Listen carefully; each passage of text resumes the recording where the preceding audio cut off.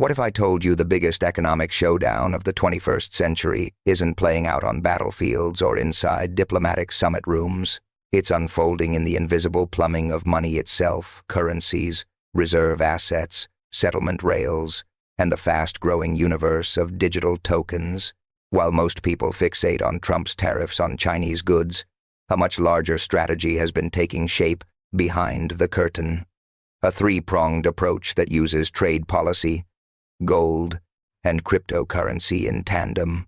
An experiment that, if it works, could reshape the global financial order. This isn't about picking political sides. It's about seeing, in real time, how power moves when the weapon is not a missile, but the dollar sign. By the end of this story, you'll understand why Trump is treating Bitcoin like a strategic reserve, what the strange reality of America's gold accounting really implies, and how both threads tie directly into the escalating economic contest with China. To understand what's at stake, we have to start with a simple fact that quietly governs global commerce. For roughly 75 years, the U.S. dollar has functioned as the world's reserve currency. In practical terms, that means when countries trade with each other, oil shipped from Saudi Arabia to China, electronics sold from Japan to Germany, the transactions are typically priced and settled in dollars. That gives the United States a kind of structural advantage that's hard to overstate. It's like owning the main currency exchange booth at the center of the world's marketplace. The more global trade flows through dollars, the more American financial influence is reinforced, over and over again. But the dominance has been thinning. For more than a decade, China has been working to reduce global dependence on the dollar, a process widely known as de-dollarization.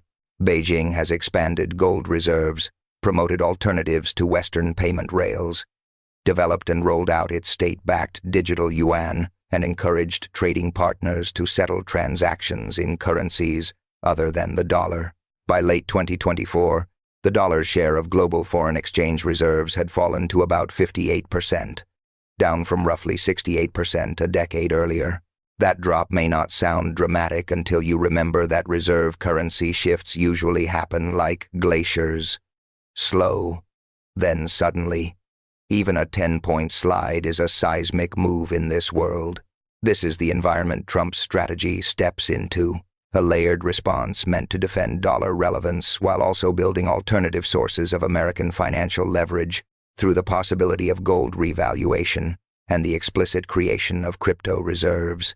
It's bold, historically unusual, and it's happening now. Let's begin with the part everyone can see. Tariffs. In February 2025, Trump imposed a 10% tariff on Chinese goods, citing fentanyl concerns and border security justifications under emergency economic authorities. Then the escalation accelerated. By March 2025, that baseline doubled to 20%. And in early April, everything detonated into the moment Trump branded Liberation Day, the 2nd of April 2025, when he announced reciprocal tariffs on almost every U.S. trading partner. China, specifically, became the center of gravity. After retaliations and counter-retaliations, the combined tariff rate on Chinese goods was described in multiple reports as surging to as high as 145%. And just when it seemed like the ceiling had been reached, October arrived with threats of still more, another 100% on top of what was already in place, as the rhetoric intensified. At first glance, it looks like straightforward protectionism. Make Chinese imports more expensive, push production back to America, punish Beijing, win leverage. That's part of it, but it's not the full game.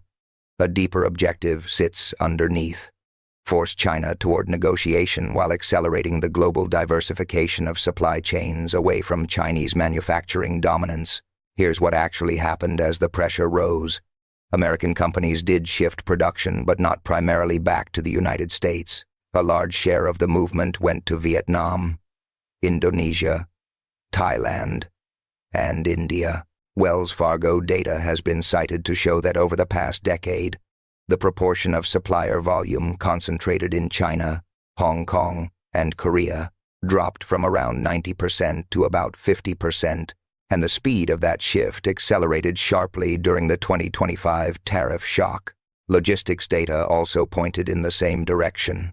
Trade lanes and container flows increasingly favored Southeast and South Asia as firms raced to reroute manufacturing footprints and shipping paths. Project 44 data, for example, described Chinese trade rising with Indonesia, Vietnam, and India, while U.S. inbound container trade volumes from Vietnam, Thailand, and Indonesia rose as supply chains rewired under pressure. China responded in kind. At one point, Beijing's retaliatory tariffs reached roughly 125% on U.S. goods, while it deployed something far more powerful than tariffs: export controls on rare earth elements, materials essential for electronics, defense systems, and semiconductors. China controls a dominant share of rare earth processing capacity globally, making these restrictions a genuine choke point. That created multiple leverage nodes at once: manufacturing inputs, defense supply chains, high-tech components, and political pressure inside economies that suddenly felt the shortage. By October 2025, Trump and Xi met in South Korea and reached a temporary de-escalation framework. The terms were described as significant. China agreed to suspend or delay rare earth export restrictions, remove retaliatory tariffs affecting key U.S. agricultural products, and commit to buying at least 25 million metric tons of U.S. soybeans annually through 2028. In exchange, the U.S. reduced tariffs on Chinese goods to 30% from the peak levels cited earlier, and suspended certain export controls of its own. The details varied across reporting and how combined tariff totals were calculated, but the direction was clear: step back from the brink, lock in concessions, keep the rivalry intact. Now comes the key insight. The tariffs aren't only about trade. They're also about time and pressure, creating economic stress up front, while Trump builds up reserve power in the background through crypto policy and the potential of gold. The tariffs are the visible weapon. Gold and crypto are the quiet stockpiles. Think of tariffs like a boxer's jab: constant, disruptive, keeping the opponent busy and off balance, while gold and crypto are the heavier punches being set up behind the guard. And that brings us to the move that surprised a lot of people: Trump going all in on cryptocurrency as national strategy. In March 2025, he signed an executive order establishing the Strategic Bitcoin Reserve and a separate United States digital asset stockpile. Never before had the U.S. government formally treated cryptocurrency as a strategic reserve asset in this way. The Strategic Bitcoin Reserve is built from Bitcoin the government acquired through criminal and civil asset forfeitures. Reporting around the order described the U.S. government holding roughly 200,000 Bitcoin assets that earlier administrations had sometimes sold, but which Trump's order directed should not be sold going forward. In the way it was framed publicly, Bitcoin would be treated like a long-term reserve asset, a kind of digital Fort Knox. In parallel, the U.S. digital asset stockpile would hold other cryptocurrencies' assets such as Ethereum, XRP, Solana, and Cardano, also largely acquired through forfeiture. Unlike Bitcoin, these non-Bitcoin holdings could potentially be sold at Treasury's discretion, depending on stewardship strategy. Then came an even more ambitious proposal. Senator Cynthia Lummis introduced the Bitcoin Act, proposing that the Treasury directly purchase up to 1 million Bitcoin over 5 years, aiming to hold roughly 5% of the total Bitcoin supply. At April 2025 prices, that was often framed as an $88 billion-scale acquisition plan. The stated goal was clear: position Bitcoin as digital gold, a reserve asset for the 21st century. Why does this matter in the competition with China? Because China took the opposite approach. Beijing banned Bitcoin domestically and built a fully centralized, state-controlled digital currency, the eCNY, often called the digital yuan. Unlike decentralized crypto, the digital yuan is designed for maximum state visibility and control.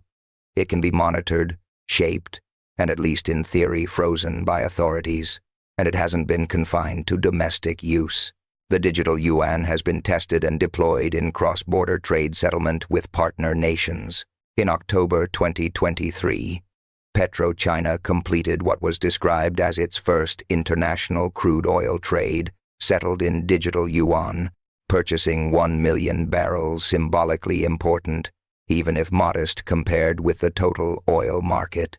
China also built alternative financial plumbing. It expanded the cross-border interbank payment system, CIPS, an alternative messaging and settlement channel, sometimes framed as a partial workaround to SWIFT. CIPS has grown to include a large network of participating institutions globally, supporting China's push to settle more trade in yuan and reduce reliance on dollar-centered systems. This is de-dollarization made concrete, not just talk, but pipes and rails. Trump's crypto strategy was a counter-move. By building a strategic Bitcoin reserve, the U.S. was effectively signaling, we're not copying China's centralized surveillance-style digital money. We're leaning into decentralized crypto and building a reserve position in it. That message appeals to countries that distrust China's state monitoring model, but also want options beyond total dollar dependence. It positions the U.S. as the champion of financial openness versus China's model of programmable state control, and stablecoins became the bridge between the two worlds.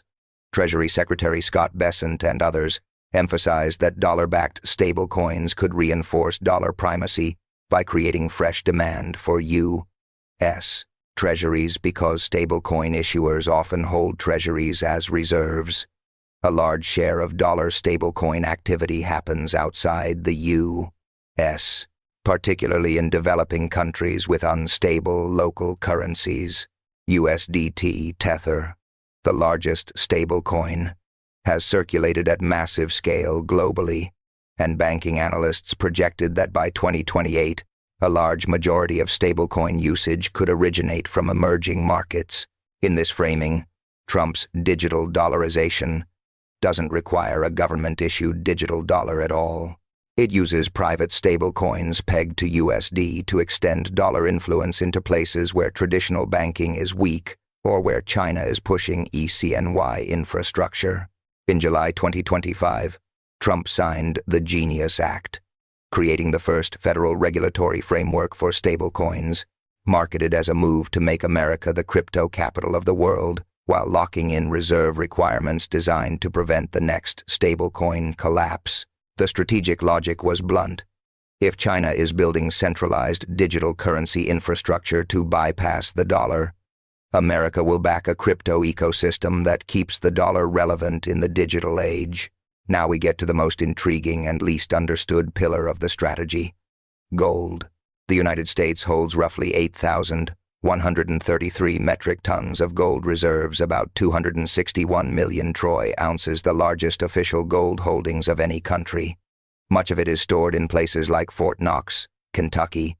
But here's the bizarre accounting twist: the U.S. Treasury's official book value for that gold is about $42 per ounce. Not $4,200, not $3,000, $42. That creates a valuation canyon. At the official price, the U.S. gold hoard is worth only about $11 billion on paper. At market prices, it's worth hundreds of billions, potentially far more depending on where gold trades. Using an illustrative market price around $3,000 per ounce, the market value lands near roughly $784 billion, implying a gap of about $773 billion versus the official valuation. And by late 2025, gold prices were described in many market reports as pushing far beyond earlier forecasts, adding even more tension to that gap. Bessent talked publicly about monetizing the asset side of the U.S. balance sheet, later clarifying that he wasn't specifically announcing a gold revaluation plan. Still, the speculation wouldn't die, because gold revaluation has historical precedent. In 1934, during the Great Depression, President Franklin D. Roosevelt revalued gold from $20.67 to $35 per ounce, effectively devaluing the dollar by about 40%, combating deflation and easing the real burden of debt. In modern terms, if Trump revalued U.S. gold reserves to current market prices, it could add roughly $750 billion to the federal balance sheet overnight, not by borrowing, not by raising the national debt, just by recognizing the real market value of assets the government already owns. And some analysts floated even bigger numbers in monetary reset scenarios, revaluing gold to $10,000, $20,000, or higher. At $20,000 per ounce, 261 million ounces would imply about $5.2 trillion, big enough to materially change the optics of a roughly $36 trillion national debt. In the math used by advocates, every $4,000 move in gold translates into roughly $1 trillion of additional notional value across the U.S. stockpile. Whether those scenarios are realistic is another question, but they show why gold sits at the center of speculation whenever confidence in fiat systems wobbles. So why might gold rise dramatically? This is where China loops back in. China has been buying gold aggressively after Russia was hit with major sanctions in 2022 when portions of its dollar and euro assets were frozen. Countries everywhere got the message. If the U.S. can freeze Russia's assets, then dollar holdings can become geopolitical liabilities. In that environment, gold looks like financial sovereignty, and in July 2025, Trump signed legislation that, according to how it was debated and interpreted, could potentially open pathways for the U.S. to seize or freeze Chinese foreign exchange reserves under certain national security scenarios, including extreme crises tied to Taiwan, reparations claims, or other triggers. Whether or not such a tool would be used, the signaling effect matters. China's response: accelerate de-dollarization, expand gold accumulation, deepen alternative payment systems. By 2025, more than 30% of China's trade in goods and services was being conducted in yuan, up from about 14% in 2019. China also extended massive RMB swap lines reported at roughly 4.5 trillion yuan, around $630 billion, to dozens of central banks, creating a financial safety net that rivals IMF-scale influence in parts of the world. That creates a fascinating feedback loop. As more countries worry about the weaponization of dollar assets, they diversify toward gold. As gold demand rises, gold prices rise. As gold prices rise, the latent value inside America's gold hoard rises, and if a future administration revalues that hoard, it gains fiscal flexibility without traditional borrowing. It becomes a kind of monetary chess match. China's attempt to move away from the dollar can inadvertently inflate the strategic value of the very U.S.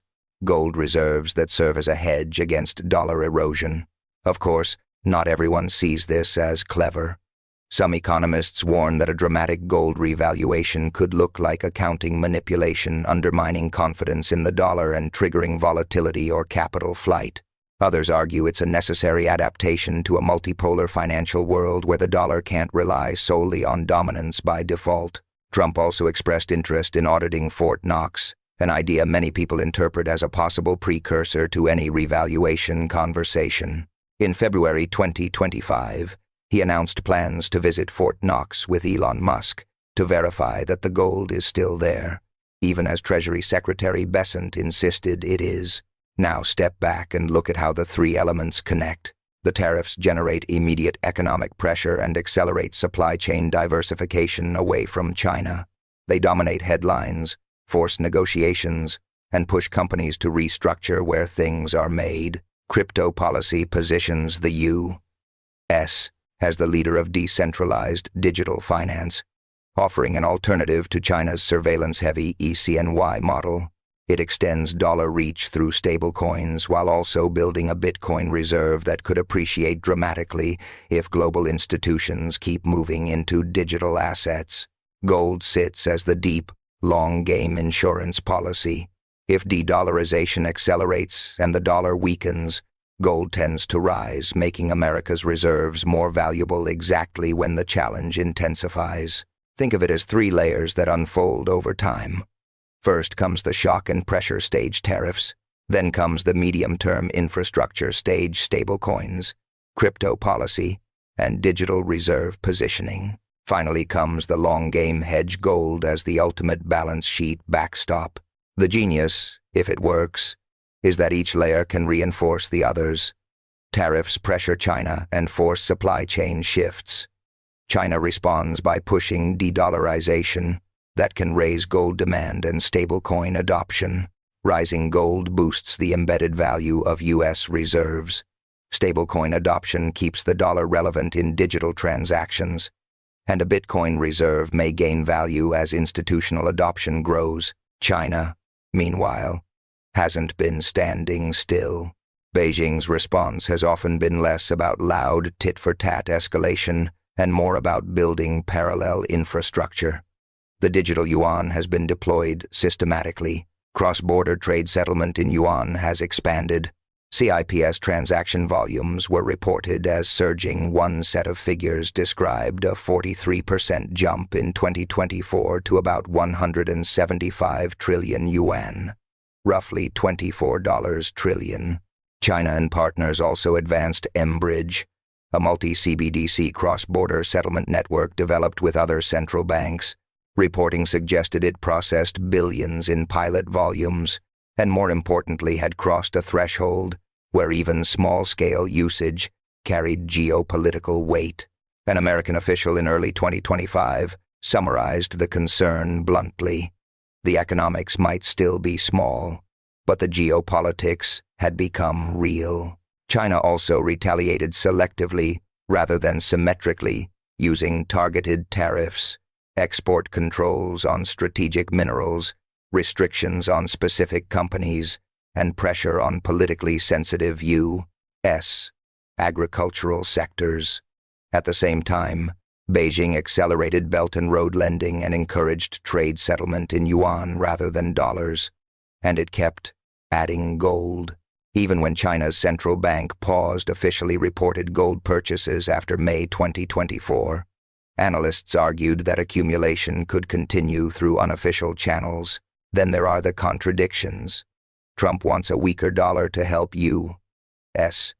exporters, but also wants to preserve the dollar's reserve currency status. Those goals often collide. No strategy is risk-free, and this one carries several serious risks. First, the tariff escalation itself. By April 2025, the average applied U.S. tariff rate was described as reaching about 27%, the highest in over a century. Major U.S. retailers warned that a deepening trade war would show up as visible price increases and product shortages. The approach also triggered legal challenges.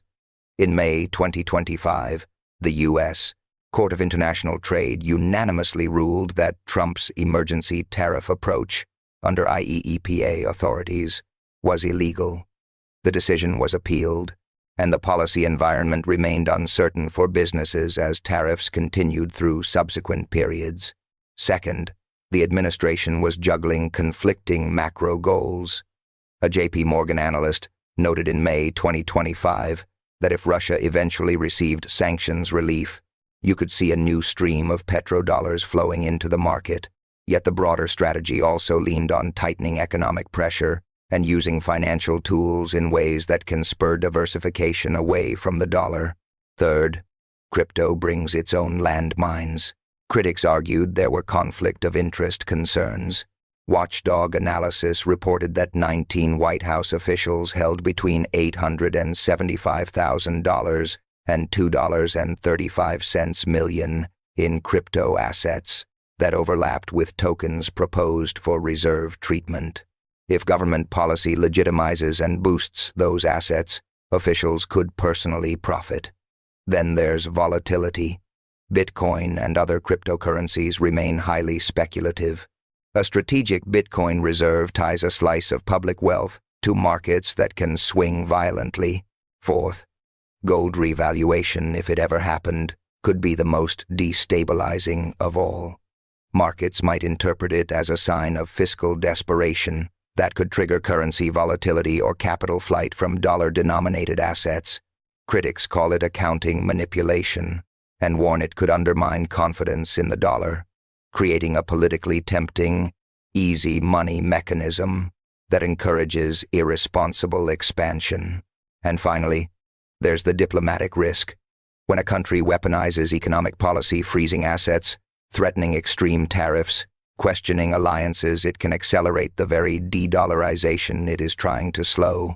Economists like Barry Eichengreen have warned that the dollar's global role depends not only on America's economic size, but also on institutional trust and alliance relationships, trust that can be damaged if the U.S.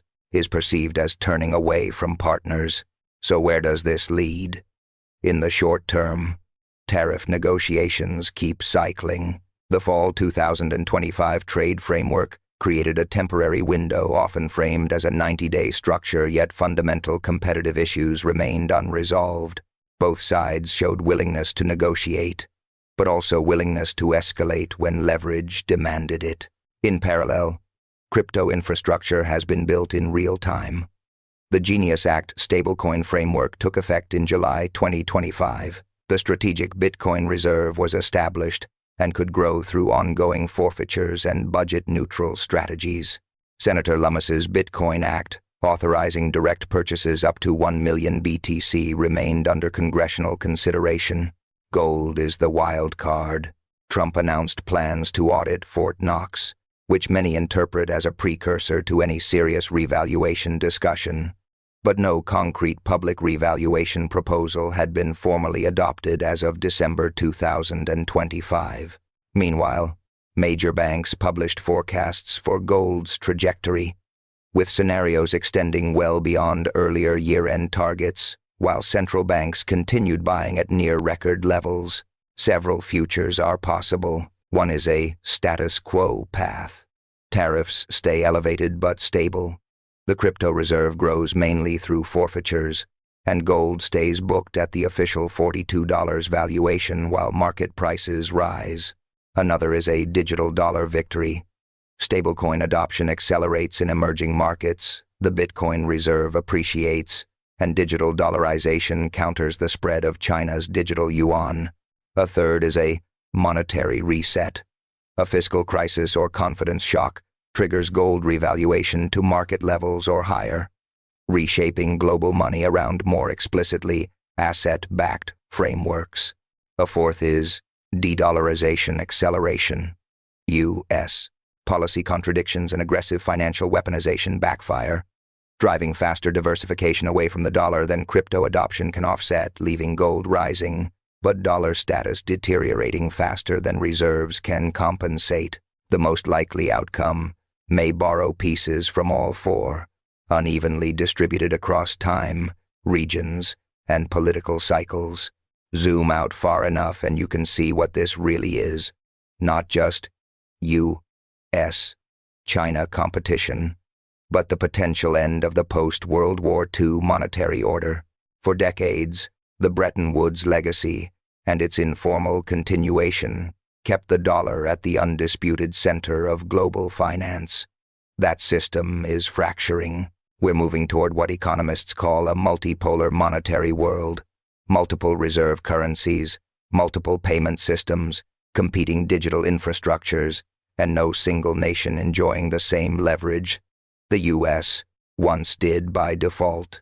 That shift isn't automatically bad for America, but it demands a different playbook. Trump's three-pronged approach seems to recognize that defending absolute dollar dominance may be impossible at this stage, so the strategy pivots. Keep the dollar relevant through digital innovation, build alternative reserve value through Bitcoin, and preserve latent monetary power through gold. For regular people, this isn't just high economics. It affects the strength of your savings and purchasing power, and it shapes the price and availability of the goods you buy. At a broader level, it influences market stability, alliances, and the evolving tension between financial freedom and financial control. So, is Trump's strategy working? It's too early to say definitively. The components are in place. The execution is underway. But the real results won't be obvious for years.